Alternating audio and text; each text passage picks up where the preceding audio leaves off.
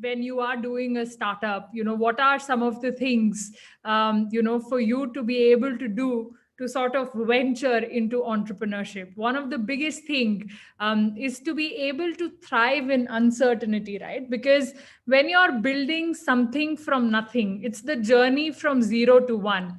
The journey from zero to one is very different from the journey from one to 100, right? So when you're doing that zero to one journey, there is so much of uncertainty, and there are ups and lows, highs and lows, and you should be able to thrive in that, and you should be able to think, right? So basically enjoy the think, try, learn, rinse, repeat cycle, right? Because when you're building something, you will not get the product market fit on day one. You will have to continuously evolve.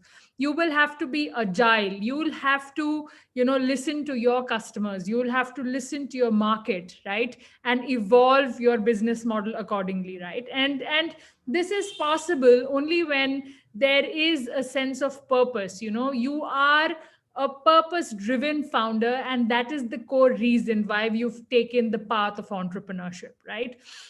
It's not about earning a monthly salary. It's about a purpose which you're trying to solve for, and that is when you get into the path of entrepreneurship.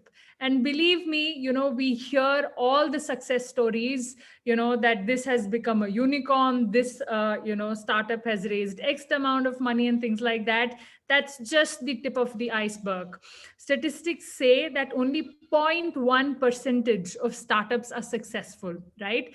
But there is a huge long tail of startups which are not successful, right? So you should have the courage to fail, because it's not an easy journey, and having that strength to accept that this is something which is not going to work. You should have that courage to fail, but at the same time there should be an intrinsic optimism to keep yourself motivated, because as an entrepreneur, you are just not responsible for keeping yourself motivated, but keeping your entire team motivated, right? Because you are building an organization, right? And it can't be built alone.